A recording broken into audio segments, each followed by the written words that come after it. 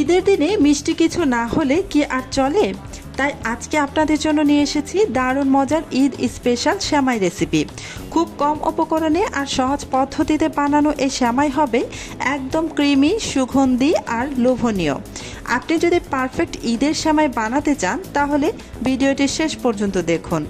প্রথমেই চুলায় একটা প্যানের মধ্যে দিয়ে দিচ্ছি প্রায় 5 চা চামচ পরিমাণ ঘি, মানে 3 চা চামচ সমান 1 টেবিল চামচ। আমি 5 চা চামচ পরিমাণ দিয়েছি, মানে এখানে 1.5 টেবিল চামচ পরিমাণ ঘি দিয়েছি। এবার এখানে দিয়ে দিচ্ছি লাচ্চা সেমাই মেজারমেন্ট কাপে মেপে 2 কাপ পরিমাণ। দিয়ে দিচ্ছি 1 কাপের 4 ভাগের 1 ভাগ চিনি আর কিছু বাদাম আর কিশমিশ নিয়েছি, প্রায় 1 টেবিল চামচ করে এক একটা বাদাম আর কিশমিশ নিয়েছি।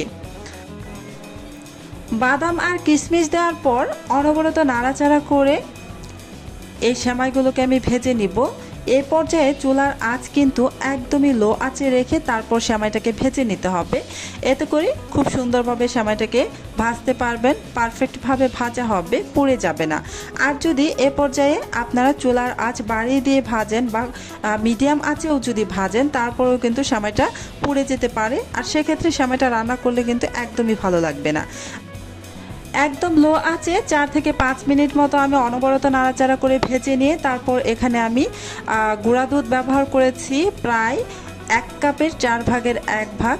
গুঁড়া দুধ যখন দিয়েছি তখন কিন্তু আমি চুলাটা একদম অফ করে দিয়েছি।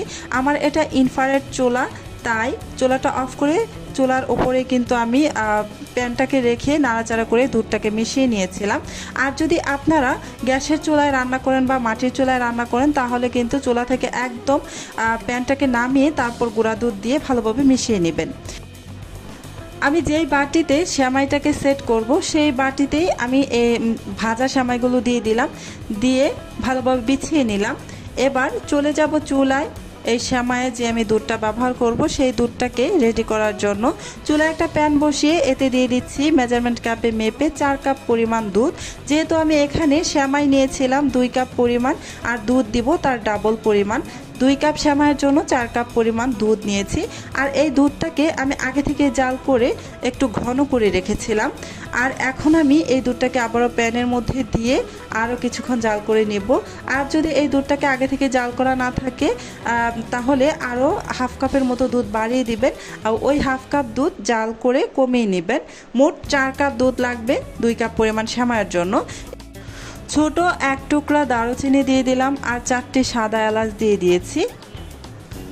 এখন আমি এতে দিয়ে দিব চিনি প্রায় হাফ কাপের মতো।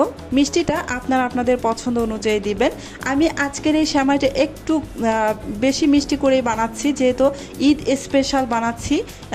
ঈদের সেমাইটা একটু মিষ্টি করেই বানাতে হয়, তাই আমি চিনির পরিমাণটা একটু বেশি দিয়েছি। আপনারা চাইলে আরও একটু কমিয়ে দিতে পারেন।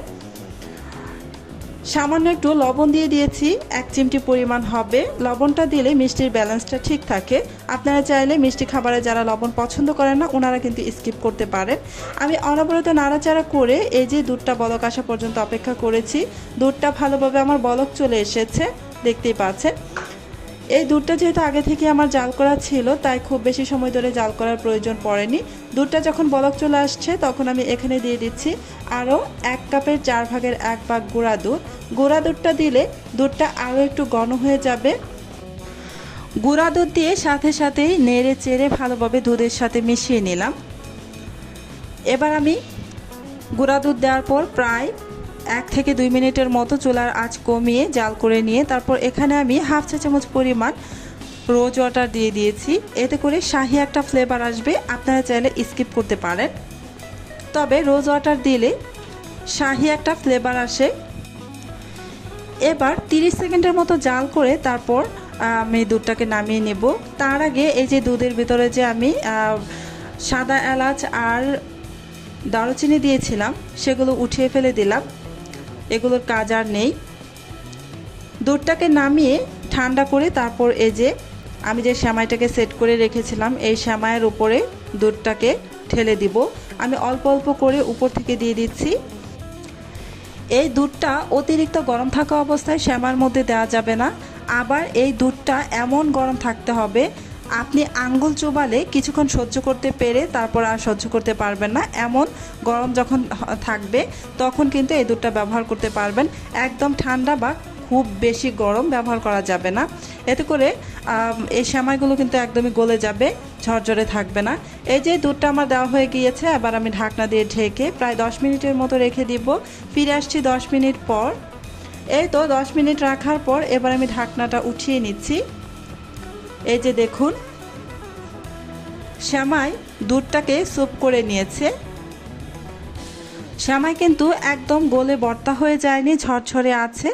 এই ছিল আজকের ঈদের স্পেশাল সেমাই রেসিপি। দেখতেই পাচ্ছেন কত সহজে আর সুন্দরভাবে তৈরি হয়ে গেল। আপনারা বাসায় বানিয়ে পরিবারের সবাইকে খাওয়ান। ভিডিওটি ভালো লাগলে লাইক দিন, শেয়ার করুন এবং এমন সহজে মজার রান্নার ভিডিও পেতে আমার চ্যানেলটি সাবস্ক্রাইব করে পাশেই থাকুন। সবাইকে ঈদের অনেক শুভেচ্ছা। ঈদ মোবারক।